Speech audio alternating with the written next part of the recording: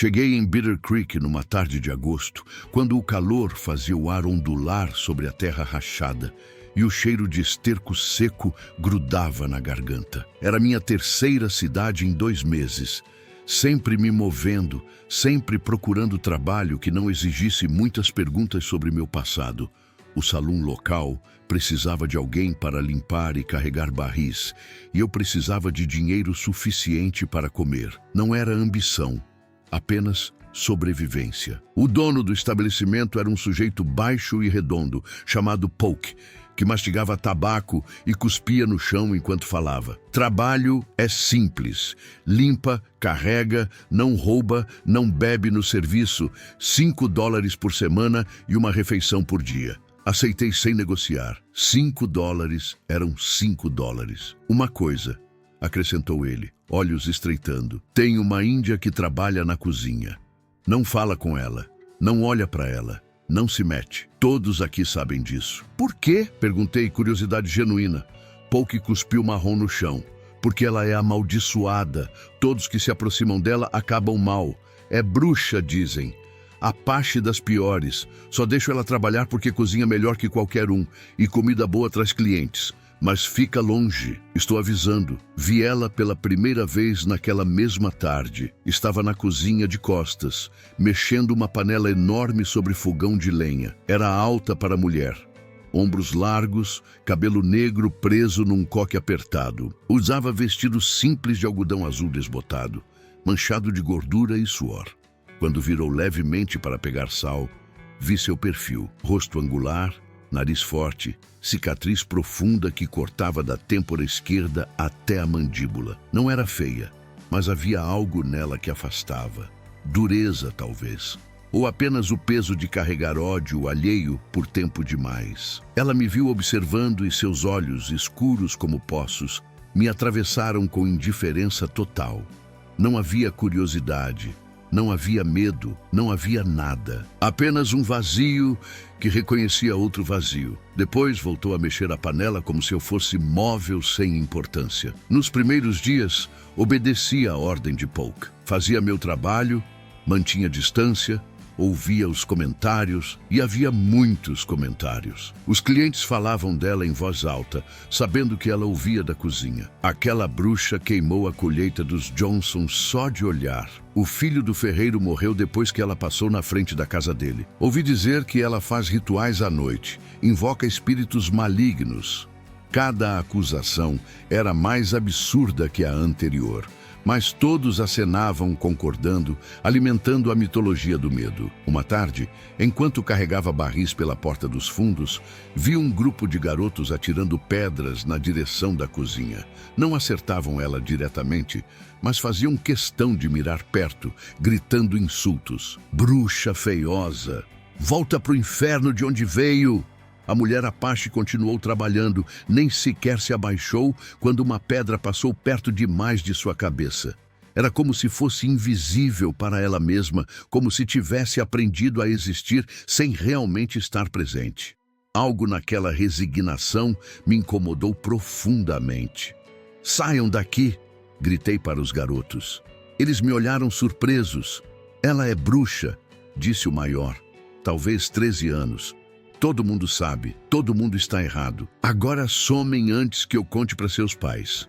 Resmungaram, mas foram embora.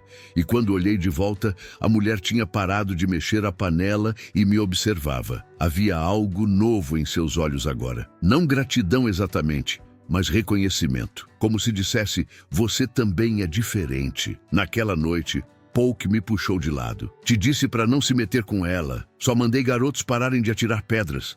Não me meti com ninguém. É a mesma coisa, rosnou ele. Agora vão pensar que você é amigo dela. E amigos dela não duram muito nesta cidade. Talvez eu não planeje durar muito, respondi. E era verdade. Nunca durava muito em lugar nenhum.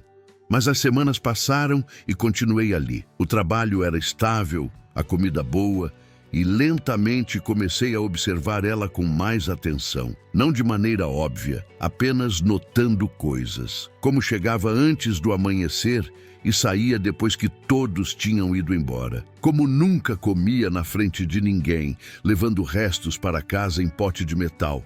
Como suas mãos, apesar de todo o trabalho brutal, se moviam com precisão delicada quando cortava vegetais ou temperava carne. Como cantarolava baixinho às vezes, melodias que não reconheci, mas que carregavam peso de memória antiga. Um dia, uma panela caiu do gancho e rolou para onde eu estava limpando. Peguei e levei até a cozinha. Ela estava sozinha, como sempre. "Sua panela", disse estendendo. Ela olhou para mim por longo momento antes de tomar. "Obrigada", disse, voz rouca de desuso. Eram as primeiras palavras que ouvia dela. "Como você se chama?", perguntei. Ela hesitou, como se o próprio conceito de nome fosse estranho. "Clá", significa da esquerda. Nasci canhota. Para meu povo, isso era sinal especial. Especial bom ou ruim, depende de quem você pergunta. Foi o início de conversas pequenas.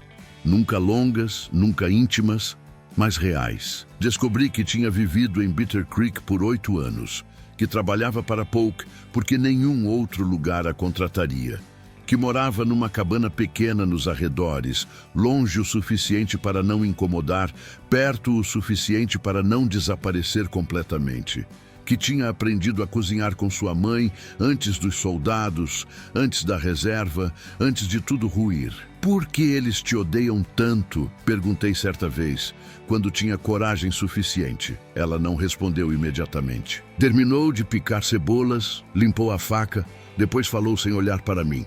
"Porque precisam de alguém para culpar. Colheita ruim, culpa da Apache. Criança doente, culpa da Apache. Marido bêbado espanca da esposa, culpa da Apache que lançou o olho mau. É mais fácil que admitir que vida é dura e injusta sem razão. E a cicatriz?". Ela tocou o rosto instintivamente, traçando a linha que cortava sua pele. "Marido da mulher do pastor me acusou de sedução. Disse que eu tinha enfeitiçado ele. Na verdade, ele me encurralou no celeiro e tentou forçar. Lutei, peguei ferramenta de metal, cortei ele defendendo. Mas quando chegaram, viram um homem branco sangrando e Índia com ferramenta na mão. Fui eu que apanhei. Essa cicatriz é lembrança." Disse tudo isso sem emoção, como quem relata fatos históricos distantes. "Por que você fica? Por que não vai embora?" Ela finalmente me olhou. E havia algo próximo a um sorriso triste. "Para onde? Todas as cidades são iguais. Todos os lugares têm alguém que precisa ser odiado. Pelo menos aqui eu tenho teto e trabalho. Já aprendi que sobreviver é vitória suficiente." Suas palavras ecoaram em mim por dias. Sobreviver como vitória. Que tipo de vida era essa? Que tipo de mundo criamos onde apenas continuar respirando conta como sucesso? Comecei a ficar mais tempo na cozinha, ajudando quando podia, descascando batatas, lavando panelas, carregando lenha, ou que não gostava. Mas eu fazia meu trabalho principal sem reclamar. Então ele resmungava e permitia. Clá nunca pediu ajuda, nunca agradeceu além daquele primeiro obrigada, mas aos poucos ela foi se abrindo.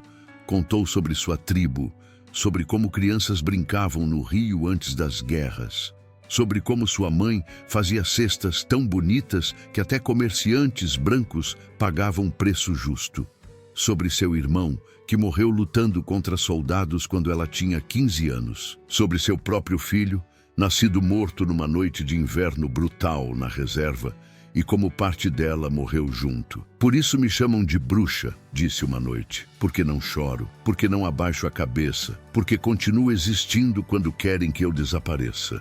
Para eles, isso é bruxaria. Recusam morrer quando dizem que devo." Eu estava começando a entender, e no processo de entender ela, estava entendendo a mim mesmo, porque eu também vagava sem parar, porque nunca me ligava a nada ou ninguém, porque eu também carregava mortes que não conseguia digerir, culpas que não sabia como expurgar. Eu também era odiado, apenas de maneiras mais sutis, mestiço que não pertencia a nenhum mundo. Nem branco o suficiente, nem indígena o suficiente. Invisível e desprezado ao mesmo tempo. As coisas escalaram no quarto mês. A esposa do prefeito ficou doente. Febre que médicos não conseguiam baixar. E alguém espalhou rumor de que tinha visto Clá perto da casa dias antes. Em 48 horas, a cidade inteira estava convencida de que ela tinha amaldiçoado a mulher. Um grupo de homens apareceu no salão, exigindo que Polk a despedisse. "Ela tem que ir embora", gritou um deles, fazendeiro grande com o rosto vermelho. "Antes que mate todos nós." "Ela não fez nada", tentei intervir. "Cala a boca, mestiço", cuspiu outro. "Você também está enfeitiçado. Por isso defende ela." A Polk, vendo oportunidade ou apenas querendo evitar problema, concordou. "Clá, você está despedida. Pega suas coisas e vai embora." Ela estava na porta da cozinha, ouvindo tudo. Esperava que lutasse, que gritasse, que pelo menos mostrasse raiva. Mas ela apenas assentiu, tirou o avental e caminhou em direção à saída. Não podia deixar assim. "Se ela vai, eu vou também." Polk me olhou incrédulo. "Você vai jogar fora trabalho por causa de Índia?" "Vou jogar fora trabalho porque isso é injusto. E porque já cansei de ver injustiça e não fazer nada." Peguei minhas poucas coisas e segui Clá para fora. A multidão nos observou sair em silêncio, mistura de surpresa e desprezo. Caminhamos até a cabana dela, pequena estrutura de madeira com telhado de lata e uma janela. Dentro era espartano, cama estreita, mesa, cadeira, fogão pequeno. Mas estava limpo, organizado e havia flores silvestres secas penduradas no teto. "Por que você fez isso?" perguntou ela finalmente. "Não sei", admiti. "Talvez porque estou cansado de sobreviver. Talvez porque você me mostrou que recusar morrer é forma de resistência. Talvez porque eu também preciso aprender." "Aprender o quê?" "A continuar sendo humano quando o mundo quer que você seja monstro." Ela me olhou por longo tempo. Então, fez algo inesperado. Sorriu. Era pequeno, frágil, mas real. "Quer aprender? Então aprenda direito. Vem." Levou-me para fora e nos sentamos no chão de terra. O sol estava se pondo, tingindo o céu de laranja e roxo. "Primeira lição", disse ela. "Ódio deles não define você, só define eles. Quando chamam de bruxa, de selvagem, de amaldiçoada, não é sobre quem você é sobre medo deles. Medo de diferença, medo de perder controle, medo de admitir suas próprias falhas." "Mas dói", falei. "Sempre dói." "Dói", concordou ela. "Mas dor é só sensação. Não é verdade. Verdade é quem você escolhe ser quando ninguém está vendo. Como você trata outros. Como você trata a si mesmo. Eu cozinho para pessoas que me odeiam e cozinho bem. Não por eles, mas por mim.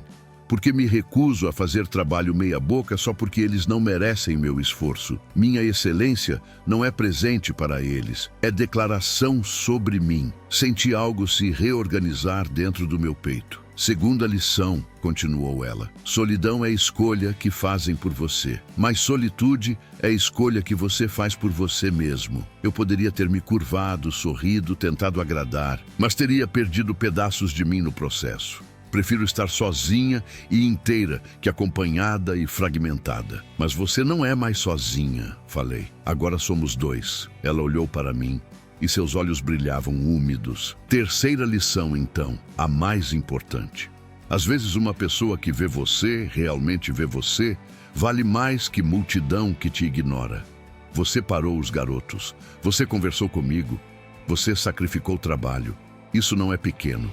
Isso é tudo." Passamos semanas naquela cabana. Eu caçava, ela cozinhava, eu consertava o teto, ela plantava a horta pequena, conversávamos horas sobre vida, dor, esperança.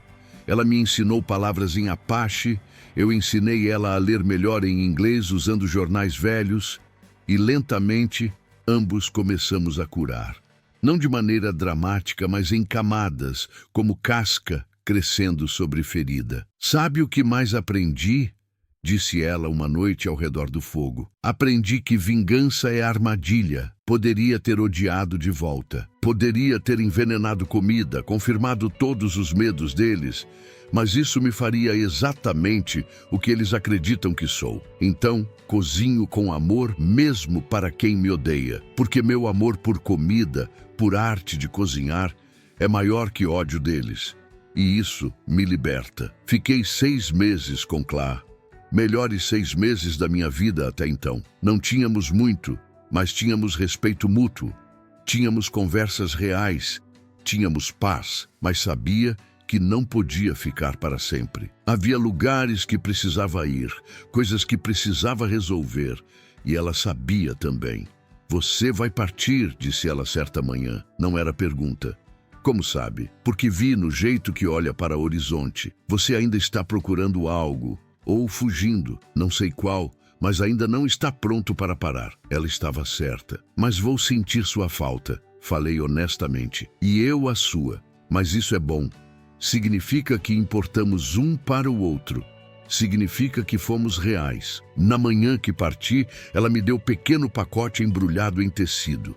Dentro havia pão que ela tinha assado e pequeno talismã de couro com símbolos que não reconheci. Para proteção, disse, e lembrança de que você pode escolher quem ser, não importa o que digam, de que bondade é força, não fraqueza, de que resistir não precisa ser violento.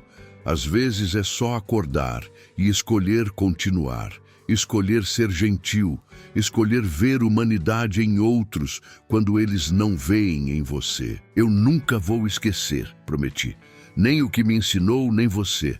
Bom, respondeu ela, porque eu também não vou esquecer você. O homem que parou garotos atirando pedras, o homem que perguntou o meu nome, o homem que desistiu de trabalho por princípio. Não é todo dia que alguém faz isso. Parti ao amanhecer, olhando para trás apenas uma vez. Ela estava na porta da cabana, mão erguida em despedida silenciosa, e seguia em frente, carregando lições que ela me ensinou. Anos depois, passei por Bitter Creek de novo. A cidade tinha mudado pouco, mesmas ruas de terra, mesmo salão. Perguntei sobre Clá, e a resposta veio com desconforto. A Índia morreu faz 3 anos, febre. Ninguém foi no funeral. Senti peso esmagador. Onde está enterrada? No cemitério, lado de fora. Não permitiram que fosse enterrada com cristãos. Encontrei o túmulo facilmente. Era simples, marcado apenas por pedra, com o nome cortado grosseiramente. Clá, mas alguém tinha plantado flores ao redor, flores que ainda cresciam. Quando perguntei na cidade, descobri que eram crianças, as mesmas crianças, agora adultas, que tinham atirado pedras. Uma delas me disse, quando crescemos, percebemos. Ela nunca foi bruxa, era só mulher sozinha que todos trataram mal. E a culpa come a gente. Então, cuidamos do túmulo, é o mínimo. Sentei ao lado do túmulo e falei baixinho, contando a ela sobre minha vida desde que partimos, como usei suas lições, como ensinei outros sobre ver humanidade, como sempre que era tentado a ser cruel, lembrava dela cozinhando com amor para pessoas que odiavam, como seu exemplo tinha mudado meu caminho. Antes de partir de novo, plantei árvore pequena ao lado do túmulo. Demoraria anos para crescer, mas eventualmente daria sombra. E talvez, quando outros passassem e vissem túmulo bem cuidado com árvore forte, fariam perguntas. Perguntariam quem foi Clá, e alguém contaria. Não a versão de bruxa que inventaram, mas a verdade. Uma mulher que recusou deixar ódio definir quem era, que escolheu excelência como ato de resistência, que ensinou o mestiço perdido sobre dignidade. Hoje, quando encontro ódio, quando sinto tentação de desistir, lembro dela. Lembro das 3 lições. Ódio deles não me define. Solitude escolhida é melhor que companhia falsa. Uma pessoa que realmente vê vale mais que multidão que ignora. E acrescento 4ª lição, minha própria.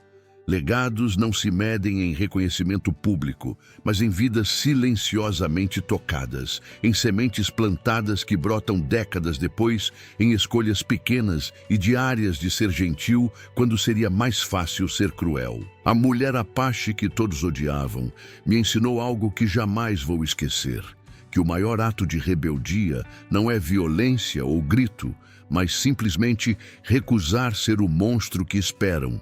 Continuar humano quando o mundo conspira para desumanizar, plantar flores mesmo em terra que só conheceu ódio, e cozinhar com amor mesmo para aqueles que nunca aprenderão a ver você como igual, porque no final não é sobre merecimento deles, é sobre preservação de sua própria alma, sobre olhar no espelho e reconhecer pessoa que encara de volta como alguém digno de respeito, não apesar de como foi tratado, mas exatamente por causa disso. Por ter atravessado fogo de desprezo e saído do outro lado não queimado, apenas temperado, mais forte e paradoxalmente mais gentil, porque entendeu que gentileza diante de crueldade não é fraqueza, é forma mais pura de coragem.